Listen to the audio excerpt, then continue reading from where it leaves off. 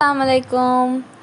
আজকে আপনাদের সাথে শেয়ার করবো আমার আম্মুর হাতে বানানো ধনেপাতা ভর্তা, যেটা খেতে অসম্ভব মজাদার হয়। তো চলুন শুরু করি। প্রথমেই সয়াবিন তেলে হাফ কাপের মতো রসুন গোল্ডেন ব্রাউন করে ভেজে নিতে হবে। আর এরপরে নিয়েছি এখানে ধনেপাতা, যেটা মেন ইনগ্রিডিয়েন্টস। তারপরে 10-12টা কাঁচামরিচ আর 1 কাপের মতো পেঁয়াজ আর রসুন বেশি ব্যবহার করার কারণে ভর্তাটা খেতে আরও বেশি মজাদার হয়। দেখুন এখানে রসুন গোল্ডেন ব্রাউন করে ভাজা হয়ে গিয়েছে। এখন এখানে মরিচগুলো দিয়ে দিব। কাঁচামরিচগুলো কিন্তু এখানে গোটাই আছে, মাঝখান থেকে কাটা নেই। আর এখন এর মধ্যে পেঁয়াজগুলো দিয়ে দিব আর সব কিছু ভালো করে ভেজে নেব যতক্ষণ না পেঁয়াজগুলো একটু নরম হয়ে আসছে আর সব কিছু গোল্ডেন ব্রাউন কালার হয়ে আসছে। এখন এটার ভিতর পেঁয়াজও দিয়ে দিব।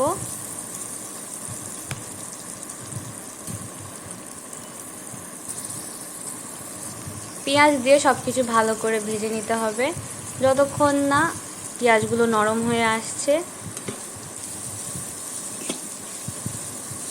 তো ভাজার পরে আপনাদেরকে দেখিয়ে দিচ্ছি যে কেমন গোল্ডেন ব্রাউন করে ভেজে নিতে হবে।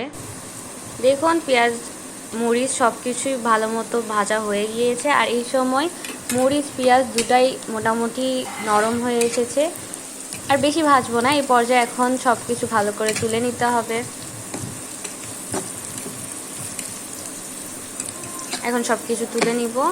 এটা ঠান্ডা করতে দিব, ঠান্ডা হয়ে গেলে ব্লেন্ডারে ব্লেন্ড করে নিতে হবে। আপনারা চাইলে পাটায়ও বেটে নিতে পারেন, আর যাদের ব্লেন্ডার আছে তাদের জন্য তো সহজ হবে। এইভাবে ভাজা হয়ে গেলে এখন এটা ঠান্ডা করতে রেখে দিব। ঠান্ডা হয়ে গেলে ব্লেন্ডারে ব্লেন্ড করে নিব। উঠিয়ে নিচ্ছি সব কিছু। একই তেলে আমরা এখন দিয়ে দিব ধনেপাতা। সবগুলো ধনেপাতা দিয়ে ভালো করে একটু নাড়িয়ে চাড়িয়ে নিব। আর ধনেপাতার মধ্যে এখন লবণ দিয়ে দিতে হবে। লবণ দিয়ে ধনেপাতাটা ঢেকে রেখে দিতে হবে যতক্ষণ না ধনেপাতা থেকে পানি বের হয়ে যাচ্ছে। পানি বের হয়ে গেলে ধনেপাতাটা একটু সিদ্ধ হবে। ধনেপাতা থেকে যে পানিটি বের হবে সেটা দিয়েই ধনেপাতা সিদ্ধ করতে হবে, এক্সট্রা কোনো পানি অ্যাড করার দরকার নেই। এতে যে পানিটি ধনেপাতা থেকে বের হবে সেটা দিয়েই ধনেপাতা ভালো মতো সিদ্ধ হয়ে যাবে। এখন লবণ দিয়ে এটাকে ঢেকে রেখে দিচ্ছি।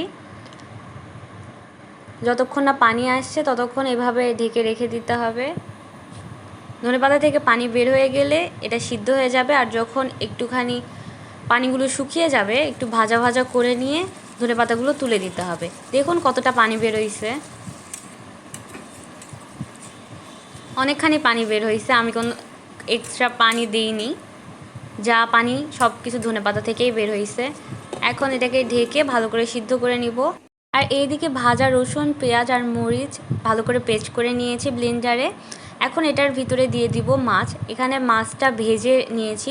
মাছ আপনারা অবশ্যই অ্যাড করবেন, মাছ দিলে ধনেপাতা ভর্তার টেস্ট 3 গুণ হয়ে যায়। আর আপনারা যদি একটু বেশি করে পেঁয়াজ রসুন দেন আর মাছটা অ্যাড করেন, আপনাদের ধনেপাতা ভর্তাও খুবই মজা হবে। আপনারা অন্য কোনো রেস্টুরেন্টের সাথে তুলনা করতে পারবেন না। বাসায় আপনারা 2-3 প্লেট ভাতও খেয়ে নিতে পারবেন শুধু ধনেপাতা ভর্তা দিয়ে। তো ধনেপাতা যেগুলো ভেজে রেখেছিলাম সেগুলো দিয়ে ভালো করে পেস্ট করে নিয়েছি আর আমাদের ধনেপাতা ভর্তা রেডি।